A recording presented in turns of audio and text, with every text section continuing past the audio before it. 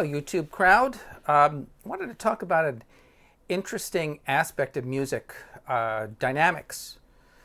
And I'm sure many of you are familiar with the concept of dynamics. The word dynamics refers to how loud or soft we play. And we have, I wonder where I put my thing. Dynamics. There we go. And there are standard markings that we use for dynamics that many of you are probably also acquainted with. So forte, meaning loud, or piano, meaning soft, right? And then we have things in between, like mezzo forte, which is, right, mezzo in Italian means half, right? Or you could have, in between that, you could have mezzo piano, right? Or you could have mezzo you could have fortissimo, which is a very, very low. We typically think of that. But there's a fascinating article in The Atlantic, and I'll put a link to it in the description. I'll put several links in the description of the things that I'm referring to today, because there's I believe he's a violinist, musicologist, professor, named Kitchen, like kitchen, like you cook in. And he has uncovered dynamic markings from Beethoven's scores, from the original scores, from his original handwriting, that most of us are unfamiliar with, that we've never experienced before. He has listed 23 dynamics and some other phrase markings like staccato, which apparently have dynamic aspects to them, the staccato mark. And you'd have to you have to wonder, ask a few questions. Why was it that Beethoven had so many dynamic markings? Now, they can be somewhat controversial in that there are people that believe that these were not dynamic markings at all, that they were simply some kind of aberration, something that Beethoven just scrawled like a diary. And he really didn't intend to have these in the published editions. That sounds very odd to me. A little backstory here. So Beethoven, of course, wrote his own scores, had terrible handwriting, from the standpoint that he would get a copyist to copy his scores for publication. And then the publishers would have to actually write the music backwards into the plates in order to print them, which is a feat unto itself. But the copyist would get things wrong, and Beethoven would get mad, and he would yell at the copyist, and would kind of go back and forth. But it's a bit like the telephone game, where information becomes quickly degraded. One possibility is that these dynamic marks never made it to publication because they weren't in common use. Maybe they thought they would be too complicated. Of course, in Bach's time, there were no dynamic markings in the music. And of course, we know that they had dynamics. So the idea that you don't have dynamic markings in the score doesn't mean that you don't use dynamics. But what I find incredibly fascinating is that here's a composer like Beethoven, who at the end of his life was profoundly deaf, and yet the fine graduations of dynamics were so important to him. I just find that astounding. And as important, here's the thing, as important, if not more important than the notes themselves. And this is what I've come to believe over time. When you first start to learn music, you think of dynamics as kind of an afterthought. So it's hard enough just to play the instrument in the very beginning, to find the A and the B and the C, and know what a quarter note is, and a half note, and all that stuff, to keep a beat. And then eventually you're like, oh yes, this should be loud, and this should be soft, right?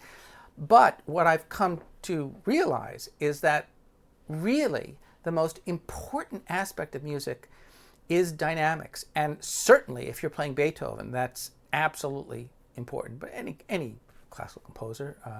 Beethoven was pretty meticulous in what he wanted people to hear, and went to great lengths to try to get that across. Now, I've had some experience learning about dynamics, and I think that I wanted to share that with you, because music is a mystery, okay? Like, we really don't know why we like it. We don't know, we spend a lifetime trying to understand it and learn it. It's kind of a language. And great piece of music, one of the hallmarks of a great piece of music is that it lends itself to a variety of interpretations, okay? And if one has a solid rationale as to how the piece should go, right, you can make a case for a variety of interpretations. Even if you disagree with it, you can still, or even if it's not something you would necessarily do in performance, you could still understand where the person was coming from and why they might want to approach it that way. But I really believe that dynamics are the result of an organic process, and there are really two aspects to that process. One is practical, and the other is musical. So when I say practical, what do I mean? Well, if you're playing a low note, right, especially on the piano, right, if you're playing a low note, it's easier to play it louder because you have a long string, a long, big, some cases fat, big string that'll last a long time, right? If you're playing a very high note, right, well, it's easier to play that softer because it's a shorter string, okay, so it doesn't last as long. So from a practical standpoint, if you are playing low notes, it is easier to play them louder. Higher notes are easier to play softer. Now, it doesn't mean that you would do that necessarily, right? In fact, it's often just the opposite. As a pianist, we're often trying to subdue the left hand, and while we're bringing out the right hand melody, okay? So that's a whole nother aspect of being a pianist. But I think that holds true no matter what instrument you play. It's true on a violin or a cello. It's even true in brass instruments, and the other aspect, so that's the practical aspect, and then there's a musical aspect. The musical aspect is just that. Even if it doesn't come easily, right? Even if playing a high note is easier to play softly than soft than loud, right? You still might need to play it loud because that's what the music requires. Okay, so you might be sort of swimming upstream in that sense. And for example, here's some practical and musical caveats, okay, that I find are generally good ideas, based on my experience, generally good ideas when approaching music. So if you have an ascending line, all right, it's practically speaking, it's easier to get softer going up and get louder going down. Although you probably don't want to play the very first note the loudest. You don't want to accent the first note, right? You probably want to maybe play the first note mezzo forte. Why would you do that? Well, so here's the psychoacoustic aspect of it. Because the first note is preceded by silence, the first note is going to sound loud, right, by virtue of the fact that it's the first note. So you don't need to play it as loud, even though it says loud, all right? But you can have a brief crescendo, all right? In practical terms, I could start mezzo forte, get a little louder, and then get softer going up, and then come down, and then get louder and get a bit softer, because the last note too is going to sound louder in a sense because it's the last thing you hear. Now musically, that makes some sense as well because it's a bit more poetic.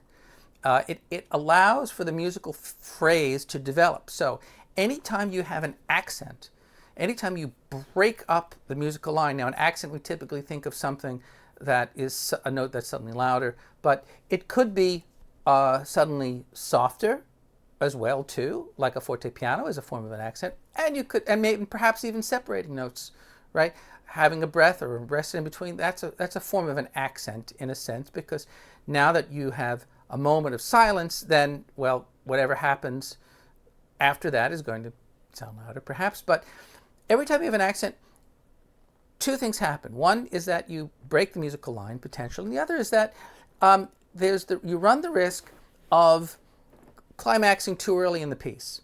So you have to have kind of like a global vision of what the piece is going to require. So when you play any piece of music, whether it's a piece that lasts a minute or 5 minutes or 20 minutes, right, you have to kind of ask a simple question. What's the loudest part? What's the softest part? So you don't inadvertently get too loud too soon, and then you've painted yourself into a corner if you know where to go, right? So if you're schrending and you're going up and you accent at that top note early on in the piece, that is potentially kind of shooting yourself in the foot. Okay, so that's the musical aspect. And I'm making gross generalizations. Of course, there are exceptions to all these things, but I think that's not a bad idea. So again, practically speaking, it's easier to play louder notes on lower notes, longer strings. And really, there is another aspect to that, and that is that because the string is longer, I might take a bit more time. I might not play strictly metronomically because each note has a life of its own. So I might listen to the note and let it ring out within reason, right? So I can hear the totality of the note, the growl of the note, whatever. I can hear all of the complexity of the note, and without just pushing through mechanically. So I might want to take a hair more time on one note and less on another. Okay, potentially that's getting down to kind of the micro level. All right,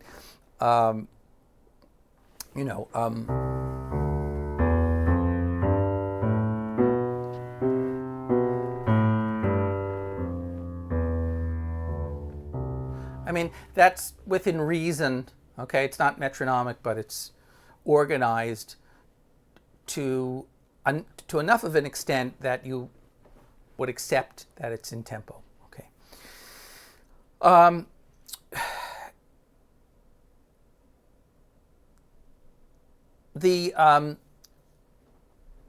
So that could be referred to as a dynamic shape.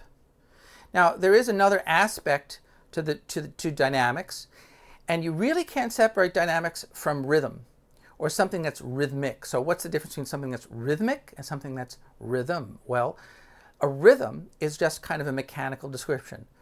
4/8 notes, dum, dum, dum, dum. Okay, that's right. But something that's rhythmic has an organizational quality to it. It's potentially accented. So instead of just 4 consecutive eighth notes that are even, bum, bum, bum, bum, I might say loud, soft, soft, soft. I might go soft, loud, soft, soft. That's a different organization. Or soft, soft, loud, soft. Or long, short, long, short, long, short. That's another way to organize those two groups of notes. And the moment you do that, the dynamics have to comport with the phrasing. So that rhythmic shape and the dynamic shape are kind of one and the same. They're really hard to separate. And Beethoven would definitely, in his notation, right, it wasn't just mechanical notation, and he didn't necessarily just use phrase marks. He would notate groups of notes to show that they were to be connected. Now, sometimes we group notes just mechanically, just to show that this collection of notes is worth 1 count, let's say, or 2 counts. Okay, that's one way to do it. But another way to do it is to, and some of those instances, if you look in some of the Bach inventions that are edited by Busoni, you will see how he beams notes over the bar lines, which is very interesting. You don't typically see that, so you have a bar line, and rather than having, 2 eighth notes and 2 eighth notes, right, he might have 1 eighth note here, and then he might beam these 2 eighth notes and have a separate eighth note there, okay? So that's another way to imply phrasing, as opposed to saying just short and then phrase mark and then short again. Of course, if these two notes are the same note, if they're both C's, let's say, then you can't really use a phrase mark because you might misinterpret it. You might think it's a tie. So what do you do there? Well, you can use a tenuto mark, right? Typically, pianists don't encounter tenuto marks as often as, say, a trumpet player might. Usually, instrumentalists could see every single note they play articulated. Piano music sometimes isn't quite at that level. I'm getting a little bit astray about what I wanted to talk about. So what are some of these markings that Beethoven had? Well, instead of just F, by the way, this forte, F, we typically think of the word forte. And, in Italian, in the Italian language, so there's two words. There's fort and forte. Now, if you hear people use the word in a sentence, and they might say, music is my forte, meaning that I'm good at music, right? That's not really the correct usage. Forte means loud. The correct word is fort. Music is my fort. Music is my strength. Well, in some aspects, we use the word wrong in music as well, because F really should mean strong. It doesn't necessarily mean loud. There's a distinction there, okay? So F can mean strong or very strong, two Fs, but Beethoven has FFMO. FFMO. Or he might have a pianissimo mark and it'll be underlined. Now, that's just not a freak accident. That happens all over his scores. Now, why don't we know this? Why don't we care about this? Again, we're not quite sure. Until recently, it was rather difficult to get original scores, Beethoven scores, okay? And we had to rely on published material. And usually the published material we rely on, it was referred to as an Urtext, right? Urtext, the German for, can you read that? I can't. Okay, anyway, Urtext, which is the original unedited score, which actually is very difficult to learn from. We often have to have several scores, several edited scores. That was, by the way, one of the great things back in the day when you had sheet music stores. I used to love to go to sheet music stores. And the people who worked in sheet music stores were very smart and very nice people, very interesting. Like librarians are like librarians, right? They could be very scholarly.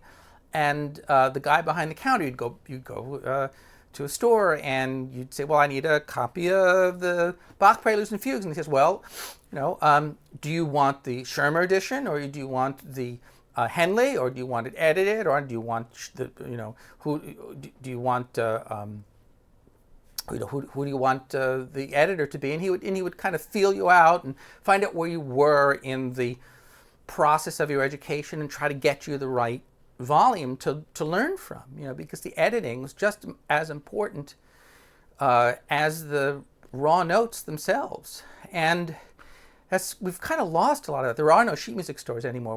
Where I grew up, which was in the New York, New Jersey area, we had fantastic sheet music stores. Famous sheet music store, world famous sheet music store was Padelson's in New York next to Carnegie Hall, which is gone now. But even in Portland, Oregon, where I've spent much of my time, there were fantastic sheet music stores, which I used to go to. I think my favorite store was Sheet Music Service of Portland, which is long gone now, but it was 2 floors, and it was fantastic. I think there's like one little itsy-bitsy tiny sheet music store now in the basement of a music store, Portland Music Company, and that's all you can find now, which is too bad. And there's a proliferation of music on the internet now, digital copies, which really, for the most part, are filled with errors. I mean, and really bad errors. I'm not talking about subtleties, and I'm talking about like just nasty misspellings and stuff that just perpetuates illiteracy. What can you do? So, going back to Beethoven, okay? And I will post the links in the description. I will post the article in the Atlantic. This guy Kitchen's been around for a little while. I just kind of found out about him recently, so I'm a little late to the game. What else is new? But he also has, there's also a link to the markings, to all 23 markings. He also has markings for staccato too. So staccato being, just the dots, right? The dots above or kind of, below a note. And the one marking that looks like staccato that we are, if you play Beethoven, we're kind of familiar with, is a dot and a slur, and that is portamento. So in voice, porta means to move, but in vocalizing, or if you're a violinist, let's say, it means to bend the pitch. So instead of going, ah, you go, ah, right? And that's, you're bending the pitch, right? Portamento on piano is different. It means a slight separation, so a slight separation of a note as opposed to the clear staccato, right? Beethoven's markings, though, apparently, Beethoven uses a staccato mark, and then we'll have a line above it. And the line will be of various lengths depending on the amount of emphasis that he wants on the note. It's not an accent. It's something else. It's something else. It's just, whoa, like this, I will tell you, I've been around the block a little bit, okay? And I've been to lots of master classes and places, and, and the one comment that really stands out in my mind, the most important thing, most important comment from all these classes is learn to read the score. Read the score, and it can take a lifetime to learn to read a score properly. There are people who are great players, they're very conscientious, and still they could be playing the same piece of music for 20 years, and one day they look at the score and say, what the heck is that? And the whole piece changes, okay? I mean, it's all there. It's all there, but we have to know that it's there. We can't just slough it off. So I think the same thing kind of sort of happened in the process of Beethoven giving his music to a copyist. And the copyist says, I can barely read this stuff, and I can't do all this stuff, and nobody knows these markings, and I'm just going to do, I'm going to do what I can to make it acceptable. Or I don't know exactly. I don't know exactly, but these scores are around. Now, here's another. I'm going to turn this on its head for a second. Okay? There are markings that look like dynamic markings that are not dynamic markings. They are tempo markings. Wow. Let me tell you what those are. So,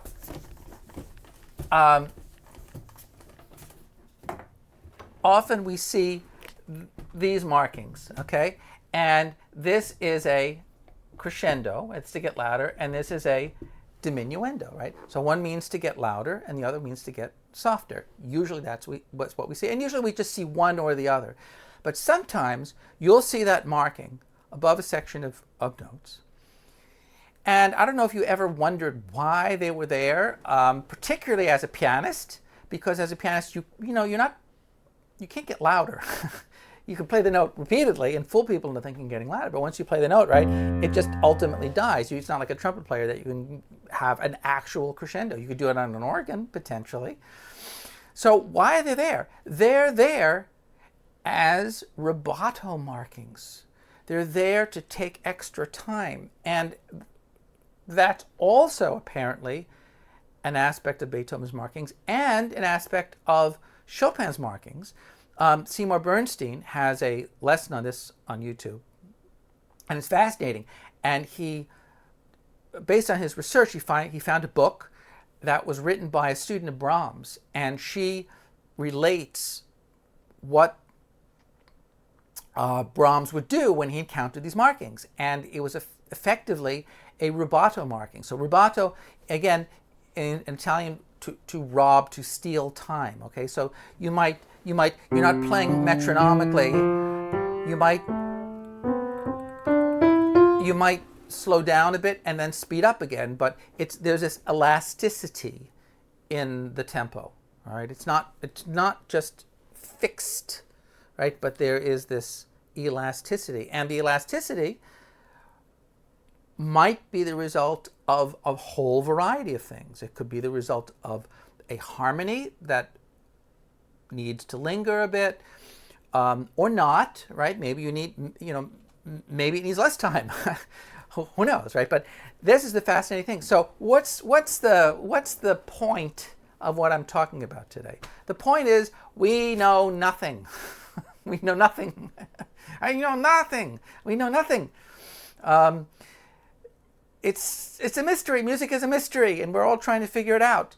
And you could be working at it, beating your head against the wall for 20, 30, 40 years, and one day you wake up and you're like, I'm doing it all wrong. Okay? So don't feel bad. We're all in the same boat. But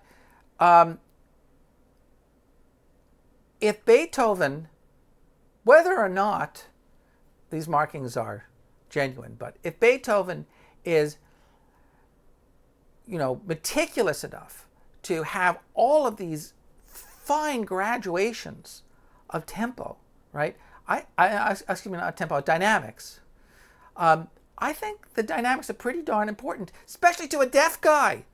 I mean, to a deaf guy, he's writing a whisper. That blows my mind, absolutely blows my mind. But it's as important, if not more important, I think it's more important in many ways than the notes themselves. So I think of the dynamics as kind of like a bag that holds the notes, but it's what makes the music breathe. So that's my public service announcement for today. These are kind of like public service announcements because I make no money at this. Why do I do it? I do it because I'm looking for government grants. That's why I'm doing it. I don't know why I'm doing it. And if I can't get a government grant, then maybe I can get a Ulysses S. grant. Anywho, it was lovely to metaphorically see you today, and I will look forward to our next get-together, and put up a little comment in the comments section, if you would, and send me a line and say hello. And this is Jonathan Eder at the Piano Lesson, signing off. Until next time, bye-bye.